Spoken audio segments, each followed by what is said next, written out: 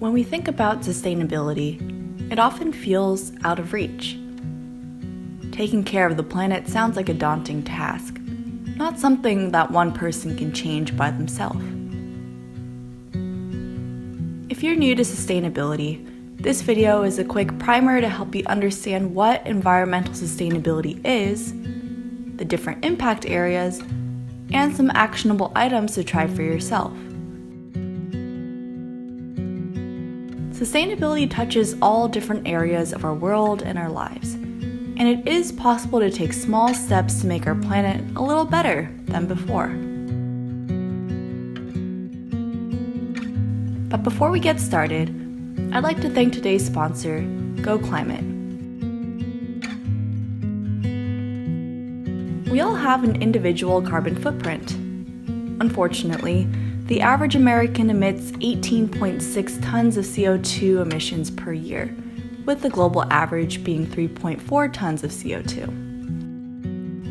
Go Climate has developed a carbon footprint calculator to determine your unique carbon footprint and offers a service where you can choose to balance your carbon footprint by financing certified climate projects via a monthly subscription. Financing climate projects are surprisingly affordable and can have a high climate impact. The average carbon footprint for someone living in the US costs less than $15 a month to offset. Find more details in the description box, and be sure to use the referral code SimplyByChristine to get your first month of offsetting free of charge. Let's first delve into what environmental sustainability means. As the human population grew and flourished in the past few decades, we've utilized all this planet had to offer to thrive. And unfortunately, in the process, we lost touch. According to the Environmental Protection Agency, everything that we need for our survival and well-being depends either directly or indirectly on our natural environment. To pursue sustainability is to create and maintain conditions under which humans and nature can exist in productive harmony to support present and future generations.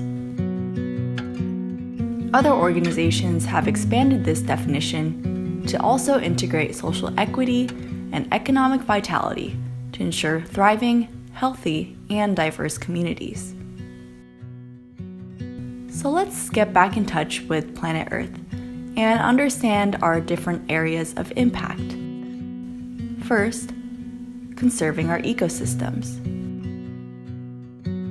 Usually, the term sustainability makes you think of the outdoors, and rightly so. Sustainability is all about the conservation of nature, which is full of diverse organisms and wildlife. Yet many of us have probably witnessed the impacts of the human race. You might have driven past a construction site that used to be filled with trees, or been shocked to see how quickly commercial developments took over what used to be a rural area.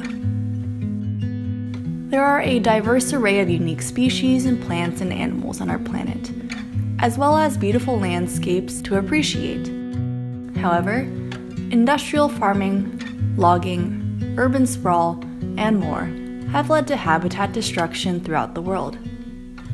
According to the World Wildlife Foundation, around half of the world's original forests have disappeared, and they are still being removed at a rate 10 times higher than any possible level of regrowth. There are many natural habitats throughout the world at stake, but you can start getting involved with your local community, supporting your local parks and community groups that help preserve local wildlife and ecosystems. If you have the chance, consider donating your time or resources to organizations that help keep animal species and biodiversity, and advocate to your government or corporations to help protect our oceans and lands. The second area of impact we ought to consider is how we use the planet's resources. Everything we use has an impact, whether it's the food we eat, the water we drink, or the energy we consume in the form of fuel or electricity. All these resources come from somewhere. We don't often think about where things come from and how they're produced, but it's essential to do so. Industrialization has led to unsustainable methods of producing things such as food and energy.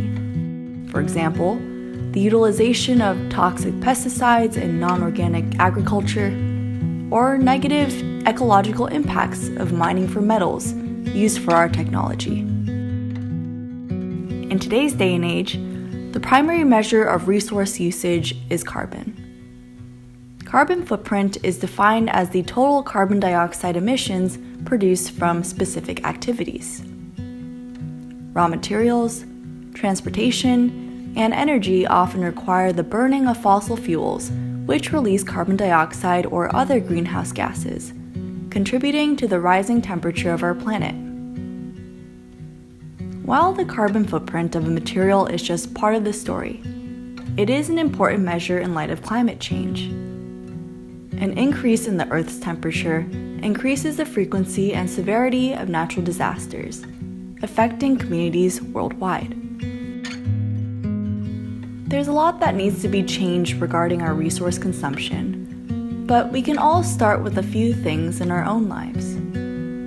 First, consider calculating your carbon footprint with GoClimate and find more information about supporting climate projects that reverse climate change.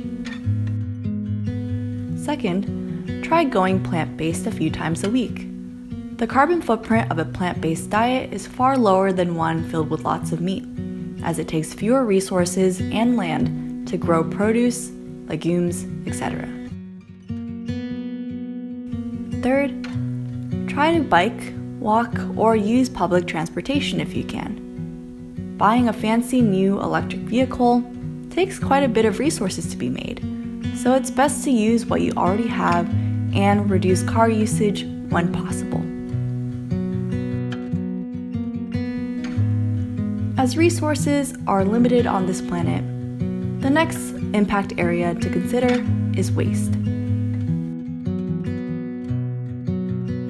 Our society continues to consume more than our planet can regenerate in a given year due to the linear economy we've created. We extract, manufacture, consume, and dispose.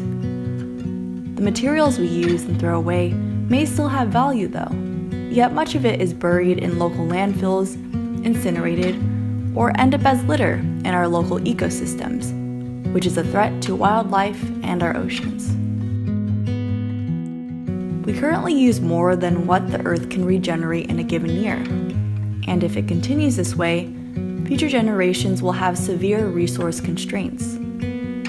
Our excessive and wasteful resource consumption also contributes to rising carbon emissions and ecosystem loss. While it's challenging to change the way our whole economy works, consider refusing purchases that you don't need. You can start shifting your habits to lower your waste by using what you have first before buying new. This could be as simple as shopping your fridge and pantry first before going to the grocery store to help you avoid food waste. Also, put the pressure on government and corporations to be responsible for their waste. Advocate for a circular economy. You can find more information about this new economic model from the Ellen MacArthur Foundation, which is linked in the blog post in the description box below.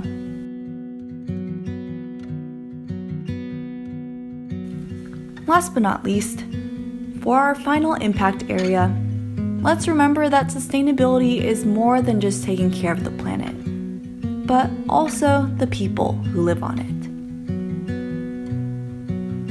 Taking care of the Earth has its merit, but the people and communities affected by our lack of sustainable practices are often not recognized or heard.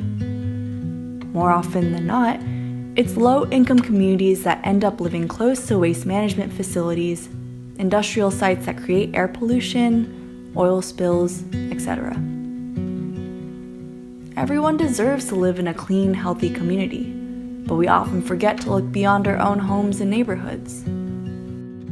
let's continue to support and advocate for fundamental environmental rights for all. You can do so by learning from Intersectional Environmentalists, a great resource hub filled with information for sustainability advocates to build a more equitable, just future for all people and the planet. You could also consider supporting their organization or other organizations in your local area that are advocating for fundamental environmental rights, whether it's for clean air in communities or access to healthy foods. There's much more to deep dive into and lots of opportunities for change in creating a more sustainable world, but I hope this video was a helpful starting point. Don't be intimidated to challenge the status quo and to speak up, and begin wherever you are planted. Let's continue to take steps forward as a collective to strive for a greener future for our generation and generations to come. If you have any favorite sustainability tips, topics we should learn more about, or questions, do leave them in the comments below so we can all continue to learn more about how to create a more sustainable world